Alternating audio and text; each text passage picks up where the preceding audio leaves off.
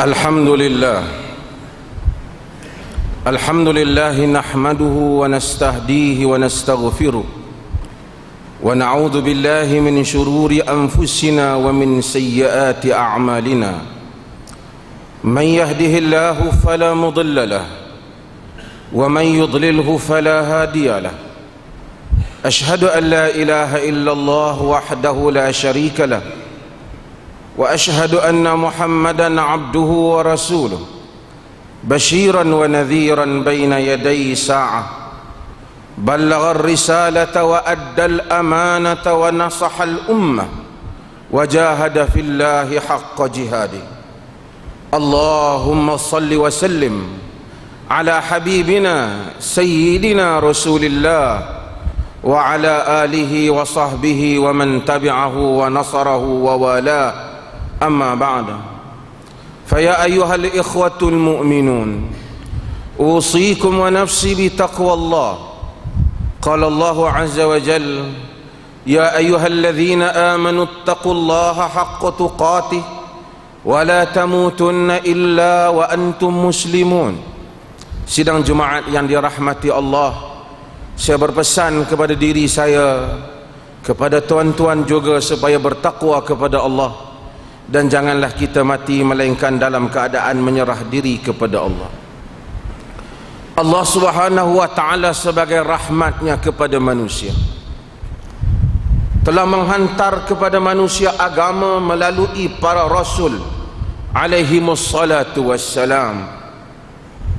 Agama yang dihantar sejak Adam alaihi salam sehingga kepada Muhammad sallallahu alaihi wasallam hanyalah satu, yaitu Islam. Islam yang mengajak manusia kepada kesejahteraan, Islam yang mengajak manusia kepada kedamaian, Islam yang mencegah manusia daripada memusnahkan diri, memusnahkan alam, dan memusnahkan ciptaan Allah Azza wa Jalla yang lain. Apabila Nabi SAW diutuskan, Allah menyebut tentang kedatangan misi Nabi-Nya SAW dengan sejelas-jelasnya, wa ma arsalnaka illa rahmatan lil alamin. Kami tidak menghantar engkau, yakni Muhammad sallallahu alaihi wasallam, melainkan sebagai rahmat kepada sekalian alam. Apabila Allah Subhanahu wa taala menurunkan Al-Quran, semua surah-surah di dalam Al-Quran dimulakan dengan Bismillah Ar-Rahman Ar-Rahim, dimulakan dengan Bismillahirrahmanirrahim, dengan nama Allah yang pengasih dan penyayang. Walaupun banyak bagi Allah itu nama-nama yang lain dan sifat-sifat yang lain, tetapi Allah memilih supaya dimulakan kitabnya dan amalan orang Islam dengan Bismillah Ar-Rahmanir-Rahim, dengan pengasih dan penyayang.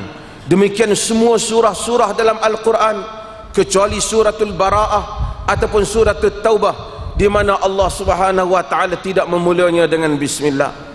Tetapi 113 surah dimulakan dengan Bismillah, bagi menggambarkan sifat pengasih dan penyayang bagi Tuhan yang mengutuskan Al-Quran. Apabila ayat Quran dibaca kepada manusia, manusia diingatkan tentang rahmat Tuhan. Allah menyatakan, wala taqtulu anfusakum innallaha kana bikum rahima. Jangan kamu bunuh diri kamu, sesungguhnya Allah sayang kepada kamu. Maka Islam melarang untuk ditumpahkan darah. Islam melarang seseorang membunuh orang lain, bahkan dia tidak boleh membunuh dirinya sendiri. La darar wala dirar. Seseorang tidak boleh memberikan mudarat pada dirinya dan tidak boleh memberikan mudarat kepada orang lain. Al-Quran menegaskan bagaimana Allah Subhanahu wa ta'ala telah menulis ketetapan, min ajli dzalika katabna ala bani Israil annahu man qatala nafsan bighairi nafsin aw fasadin fil ard faka'annama qatala an-nasa jami'a wa man ahyaha faka'annama ahya an-nasa jami'a. Disebabkan itu maka kami telah menulis kepada Bani Israel, sesiapa yang membunuh satu nyawa tanpa sebab kerana nyawa yang lain, yakni bunuh balas, ataupun melakukan kerosakan di atas muka bumi, maka dia seakan-akan telah membunuh seluruh manusia. Sesiapa yang menghidupkan satu nyawa, maka dia seakan-akan telah menghidupkan seluruh manusia. Di atas sifat Islam inilah agama ini disebarkan.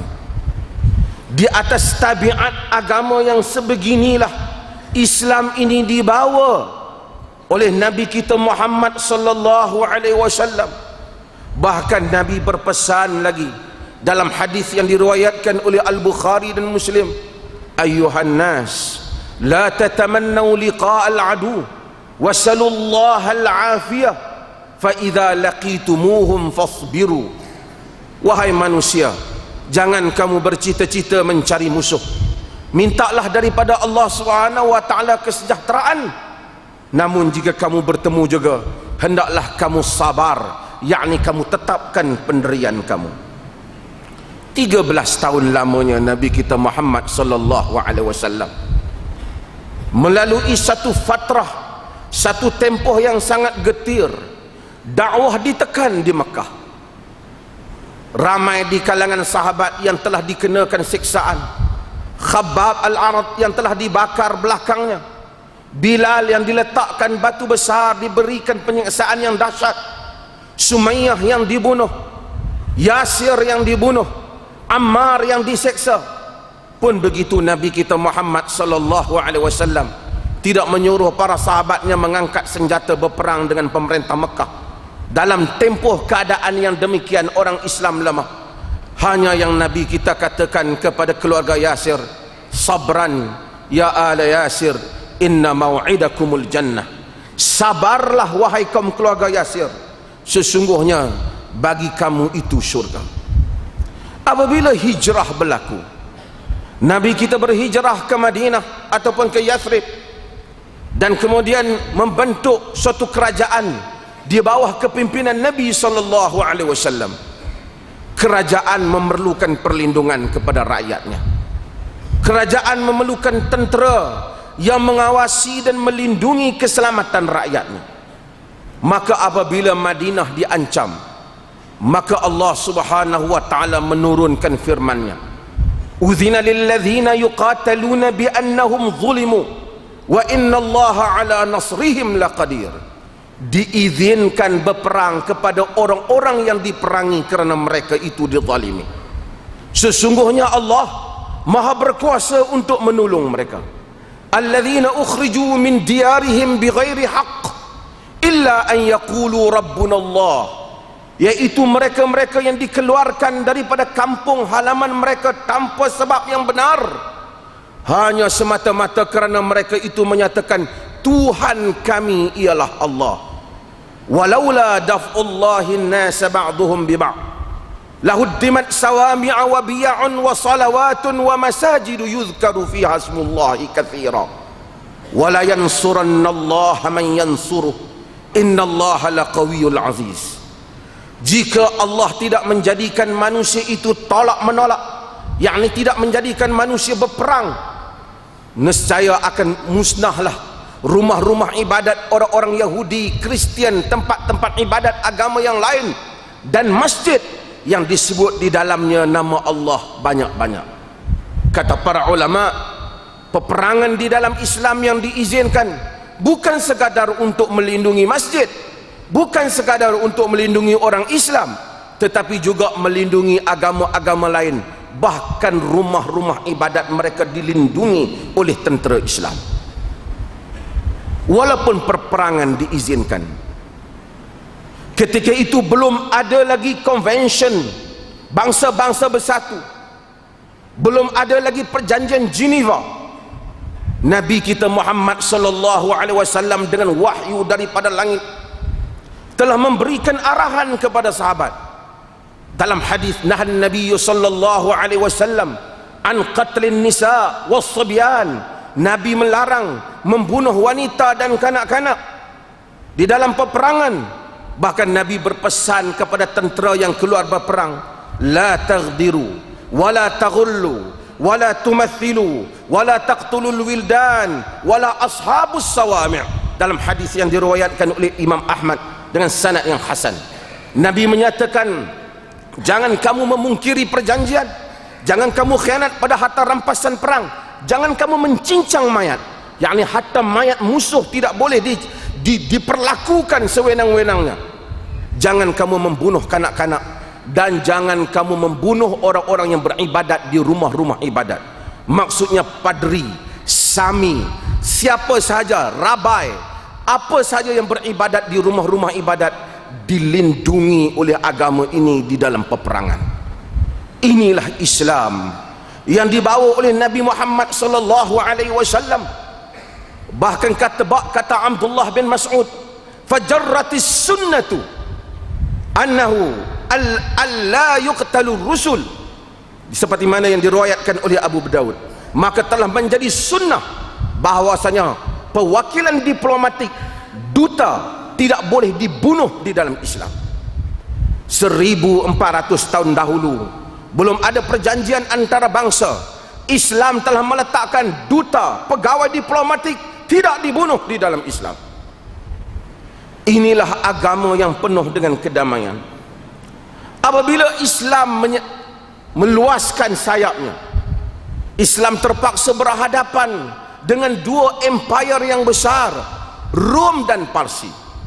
Kedua-dua empire yang ganas ini berpengalaman berperang dengan orang Islam. Pun begitu, orang Islam tidak pernah menzalimi rakyat pada negeri yang mereka masuki, dan Islam tidak pernah menamakan penaklukan Islam, penawanan Islam. Bahkan Islam menamakan di dalam tulisan-tulisan para ulama, dan nama yang disebut sejak hari Fathul Makkah, pembukaan Makkah, dinamakan dengan Futuhat Islamiyah, pembukaan Islam. Kerana misi Islam bukan menawan orang, misi Islam bukan menjajah orang, tetapi misi Islam ialah membuka keadilan, memberikan hak kepada yang berhak, memberikan pemilihan kepada yang berhak memilih. Dengan Islam tidak pernah memaksa rakyat orang lain untuk memenganuti agamanya. Sekian lama Islam berada di Syria, Kristian Syria tidak pernah dipaksa menganut Islam. Sekian lama Islam berada di Mesir, Qibti, Akbat ataupun Koptik Kristian Mesir tidak pernah dipaksa menganut Islam. Majoriti negara ini ialah negara orang Islam. Orang bukan Islam boleh berniaga di kampung orang Islam, kaya raya mereka, harta benda mereka tidak dirampas. Bahkan mereka kaya, walaupun hal yang sebaliknya sukar berlaku untuk orang Islam berniaga di tengah-tengah bandar orang bukan Islam, sekalipun dalam negeri orang Islam. Betapa sifat yang diajar oleh Al-Quran diketahui oleh orang Islam. Orang Islam tidak menindas orang bukan Islam. Walaupun ada beberapa peristiwa yang kurang baik, tetapi ia adalah peristiwa asing dibandingkan dengan arus umum umat Islam yang menghormati bahawasanya Islam tidak membenarkan menindas orang lain. Di atas semangat la ikraha fid din, tidak ada paksaan di dalam agama. Orang Islam tidak pernah memaksa orang lain. Apabila Baghdad jatuh disebabkan kecuaian orang Islam, Mongol masuk dengan dahsyatnya. Kutub Kanah yang telah dibina oleh Islam begitu hebat. Islam telah membina empire yang hebat di Baghdad. Jika kita merujuk kepada the golden time of Judaism, zaman kegemilangan Yahudi, nescaya mereka akan mencatatkan zaman ketika mereka berada di bawah pentadbiran Baghdad. Ketika itulah ahli-ahli falsafah Yahudi bangun dan membesar. Buku-buku mereka ditulis di zaman kerajaan Baghdad. Ketika Islam berada di Andalus, gereja yang besar kekal di tengah kota Andalus, tidak dirobohkan oleh orang Islam, tidak dirobohkan oleh orang Islam. Tetapi apabila Kristian kembali mengambil Andalus, Kristian telah membunuh sebanyak mungkin orang Islam. Hanya memberi dua pilihan, sama ada masuk Kristian ataupun hendaklah keluar daripada Andalus. Ketika Islam berada di Andalus, orang Islam tidak kedekut dengan ilmunya. Ilmu daripada Andalus lah yang dibawa ke keseluruhan Eropah, sehingga Eropah mendapat berbagai-bagai pengetahuan moden di dalam sains, matematik dan seumpamanya, yang membunuh cerdik pandai di kalangan orang Kristian di Eropah bukanlah orang Islam, tetapi gereja pada zaman kegelapan, sehinggalah berlakunya revolusi Perancis ataupun revolusi industri yang akhirnya membebaskan orang-orang barat daripada cengkaman gereja. Tetapi Islam sentiasa menggalakkan ilmu pengetahuan. Apabila Mongol memasuki Baghdad, segala kutub khanah di Baghdad dipunggah dan dimasukkan ke dalam sungai, dibina jambatan, maka air sungai Furat dan Dajlah telah menjadi hitam, dan air sungai Furat dan Dajlah bercampur dengan merah dengan darah orang Islam.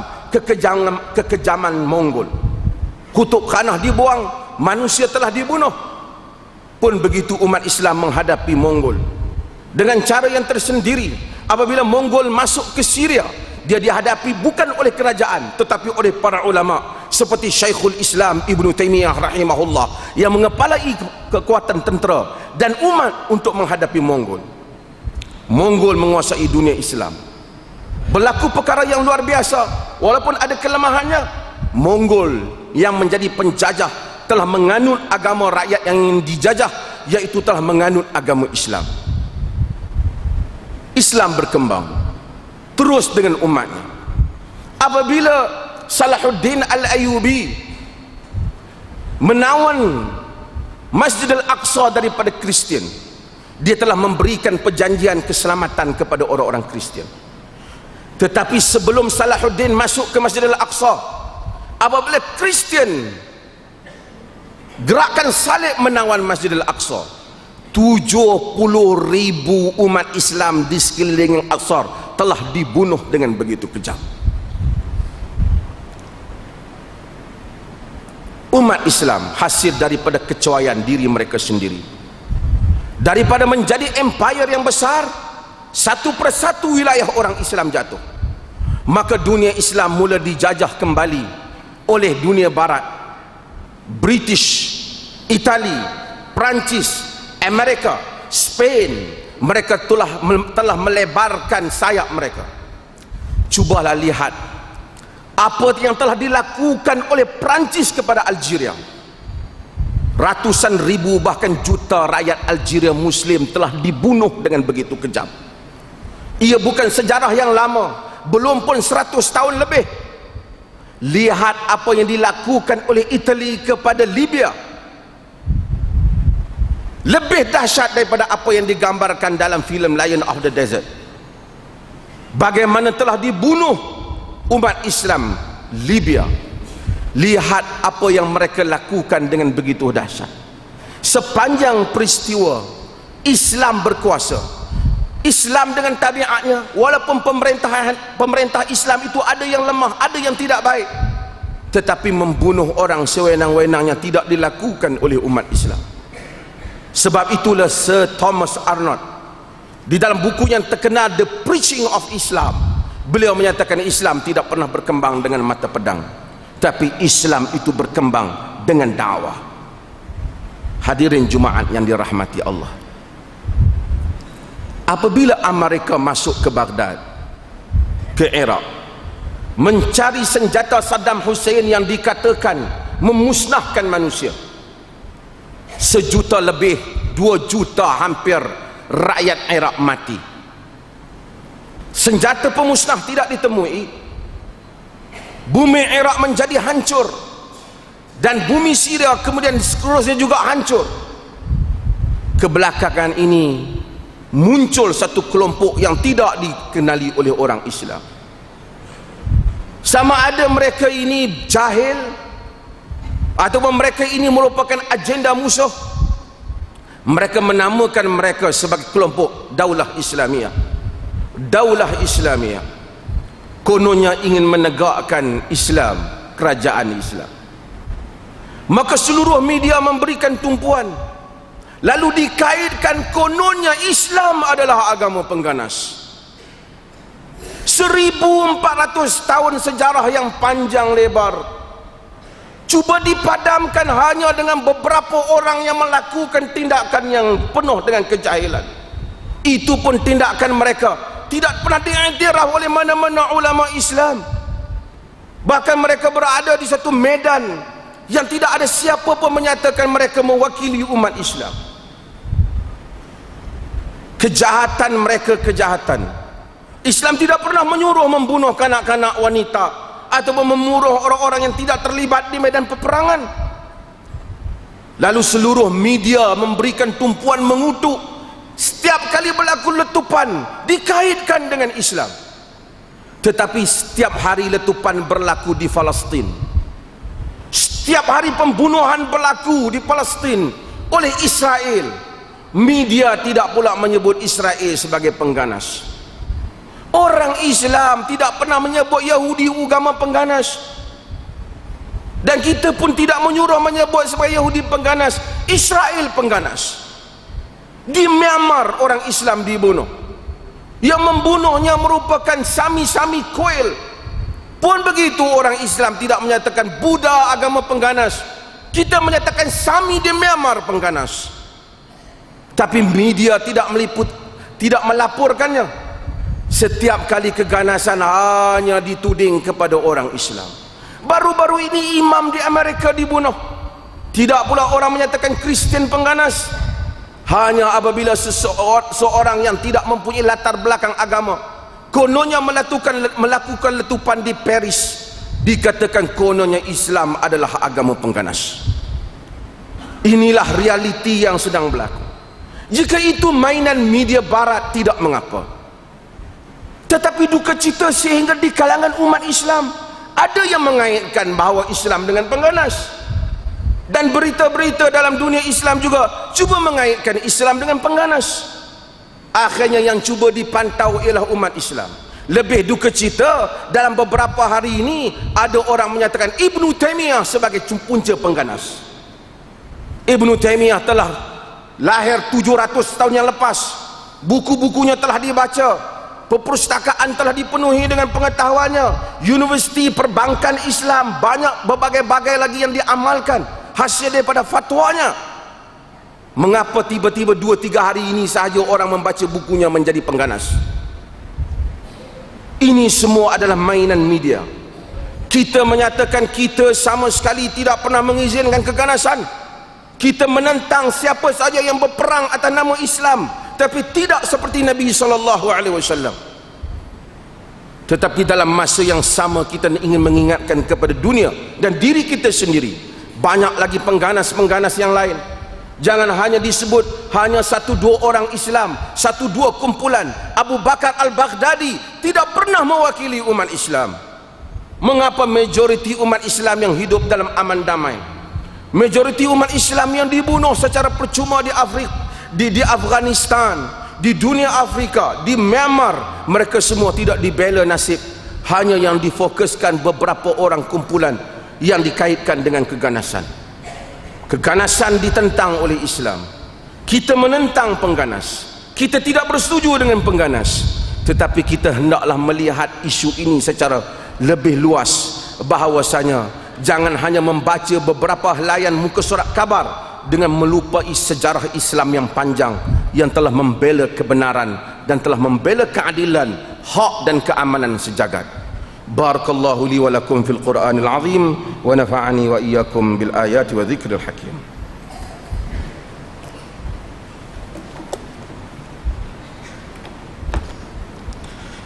Alhamdulillah. Alhamdulillahilladzi arsala rasulahu bil huda wa dinil haqq liyudhhirahu 'ala ad-din kullihi walau karihal kafirun. Ashhadu an la ilaha illallah wahdahu la syarika lah wa ashhadu anna Muhammadan abduhu wa rasuluh. Allahumma salli wa sallim ala nabiyyina Muhammad wa ala alihi wa sahbihi wa man tabi'ahu wa nasarahu wa walah. Amma ba'd. Fa ya ayyuhal ikhwatul mu'minun, usikum wa nafsi bi taqwallah wa tazawwadu fa inna khairaz zadi taqwa.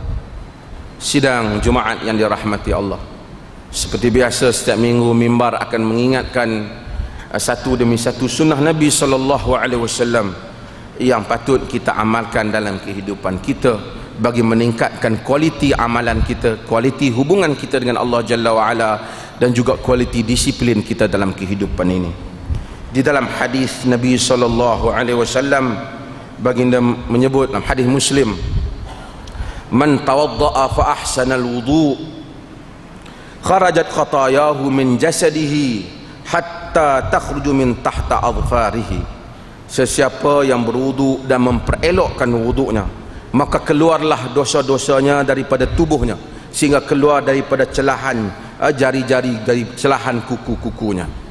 Hadis ini diriwayatkan oleh Imam Muslim. Dalam hadis ni Nabi cerita tentang fadilat wudu. Kadang-kala kita ni bila berwudu kita rasa kita teringat nak salat. Betul, wudu untuk salat.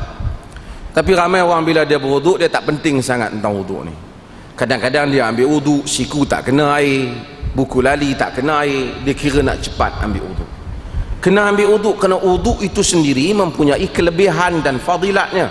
Sebab itu dengan mengambil wudu, setiap kali basuhan wudu itu Allah mensucikan dosa kita, mudah-mudahan.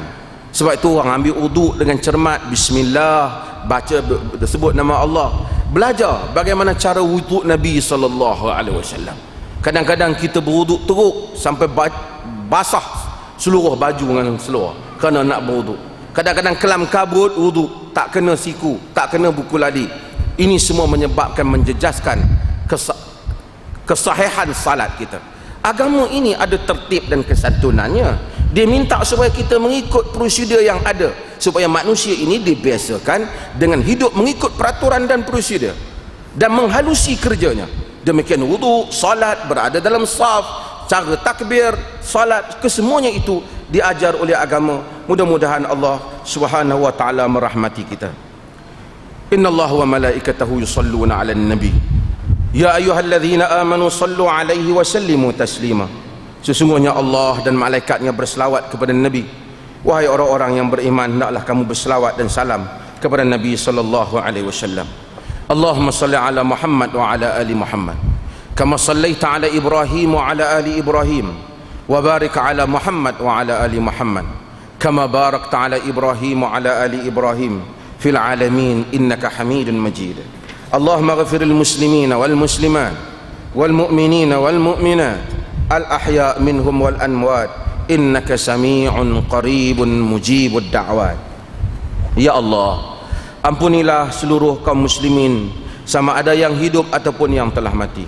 Ya Allah, berikanlah petunjuk hidayah serta rahmat-Mu kepada kami sekalian hamba-hamba-Mu, dan kepada pemimpin kami, terutama Raja Pemerintah Negeri Perlis Tuanku Said Sirajuddin Ibnu Almarhum Tuanku Said Putra Jamalul Lail, dan Raja Muda Perlis Tuanku Said Faizuddin Putra Ibnu Tuanku Said Sirajuddin Jamalul Lail, serta kaum kerabat baginda, supaya sentiasa beramal dengan kitab-Mu dan sunnah Nabi-Mu sallallahu alaihi wasallam, dan Engkau lanjutkanlah usia baginda berdua dalam keadaan selamat, sehat, sejahtera, semoga dengan kesihatan yang baik yang Engkau kurniakan kepada baginda berdua. Terlaksanalah pemerintahan yang adil lagi diredai oleh-Mu, ya Rahman ya Rahim. Kami memohon kepadamu dengan segala kerendahan diri, supaya sebagai hamba-Mu Engkau indahkanlah akhlak kami, Engkau perbaikilah pergaulan antara kami, Engkau hindarlah kami daripada sifat-sifat yang buruk lagi keji. Ya Rahman ya Wadud, Engkau semarakkanlah dalam jiwa kami kasih sayang kerana-Mu, sehingga tersebarlah cinta dan kasih yang Engkau redai. Engkau baikilah keluarga kami, anak isteri kami, saudara mara kami, jiran tetangga kami, dan seluruh mereka yang kami kasihi. Allahumma aslih lana dinana alladhi huwa ismatu amrina, wa aslih lana dunyana allati fiha ma'ashuna, wa aslih lana akhiratana allati fiha ma'aduna. Allahumma ja'al hayata ziyadatan lana fi kulli khair, wa ja'al al-maut rahatan lana min kulli syarr. Barakallahu li wa lakum fil Qur'anil azim, wa nafa'ani wa iyyakum bil ayati wa dhikril hakim, wa taqabbala minni wa minkum tilawatahu innahu huwas samiul